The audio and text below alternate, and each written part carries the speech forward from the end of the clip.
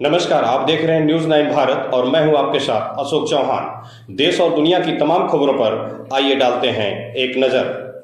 खबर उत्तराखंड के पौड़ी से। जनपद में गुलदार एवं बाघ सहित अन्य जंगली जानवरों की सक्रियता को देखते हुए जिलाधिकारी स्वाति एस भदौरिया की अध्यक्षता में वन विभाग समस्त उप जिलाधिकारी और अन्य संबंधित विभागों के अधिकारियों के साथ बैठक आयोजित की गई। जिलाधिकारी ने निर्देश दिए कि जिन क्षेत्रों में घटनाएं अधिक हो रही है वहां वन विभाग नियमित गश्त सुनिश्चित करे तथा प्रभावित क्षेत्रों में सुरक्षा उपाय और प्रभावी बनाए जाए। बैठक में गुलदार बाघ प्रभावित क्षेत्रों की स्थिति, जंगली जानवरों के हमलों से पीड़ितों को मुआवजा विवरण, जागरूकता कार्यक्रमों की प्रगति तथा पिछले 3 वर्षों के आंकड़ों पर विस्तृत चर्चा हुई। जिलाधिकारी ने डीएफओ गढ़वाल और मन्नू सिंह द्वारा दिए गए प्रस्तुतिकरण पर चर्चा की तथा उनसे गुलदार और अन्य जंगली जानवरों से घायल व मृतक आश्रितों को प्रदान किए गए मुआवजों को स्थिति की जानकारी ली। गुलदार के हमलों को कम करने के लिए जिलाधिकारी ने एसडीओ को ऐसे स्थान चिन्हित करने के निर्देश दिए कि जहां जंगली जानवरों का खतरा अधिक रहता है।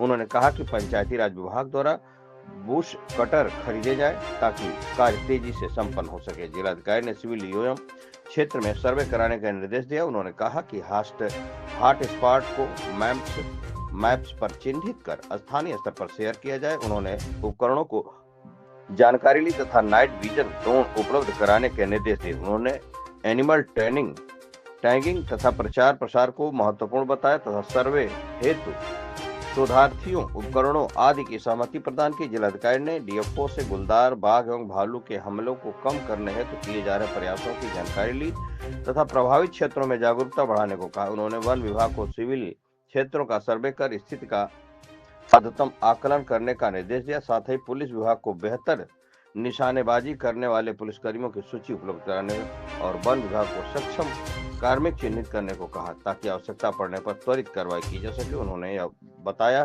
कि आपात स्थिति में ग्राम प्रहरी भी वन विभाग के साथ सहयोग करेंगे। वहीं गुलदार प्रभावित क्षेत्रों में पीआरडी जवानों की गश्त को बढ़ाने हेतु डीएफओ को प्रस्ताव तैयार करने के निर्देश दिया गया है। जिलाधिकारी ने यह भी कहा कि जंगल जहां वन्य जीवों की सक्रियता अधिक है, ऐसे गांवों को पहले चिन्हित किया जाएगा।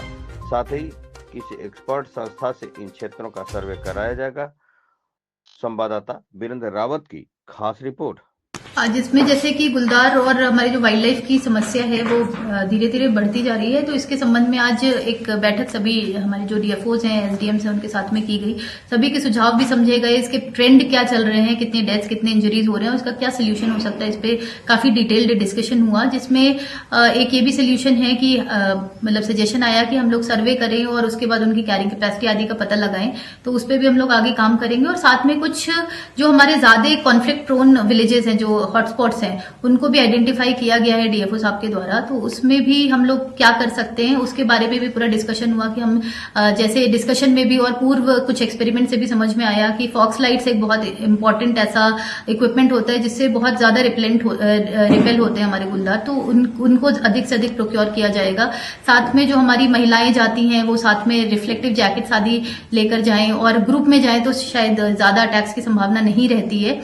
और उसके साथ में और जो हमारे सोलर लाइट्स के चीजें हैं वो वाले वहां पे लगाए जाए तो उससे ज्यादा गुलदार नहीं आते। तो किस तरीके से हम प्रिवेंट कर सकते हैं इसके बारे में काफी डिस्कशन हुआ। भालुओं के बारे में भी हुआ कि किस प्रकार से उनको अगर वो आसपास की साइटिंग होती है तो उनको जो एरिया है हमारा रेजिडेंशियल एरिया, वहां पे आने से किस प्रकार से रोका जा सके। तो ये सभी चीजों पे डिस्कशन हुआ।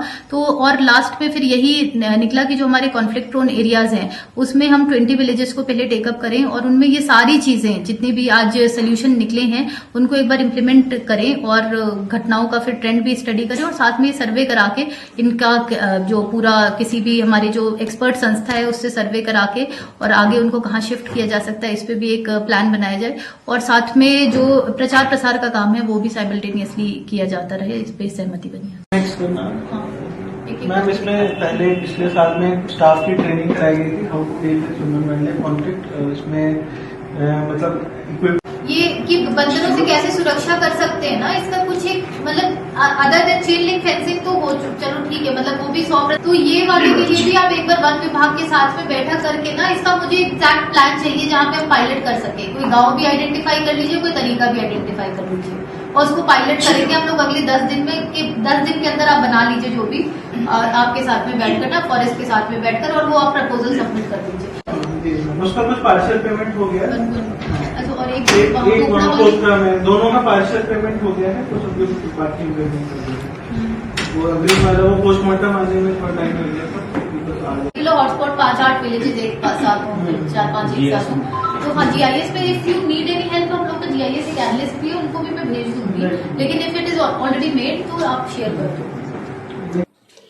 यहाँ खबरों का सिलसिला कभी नहीं थमता। सिर्फ और सिर्फ बने रहिए न्यूज़ 9 भारत पर। अब चाहूंगा इजाजत, नमस्कार।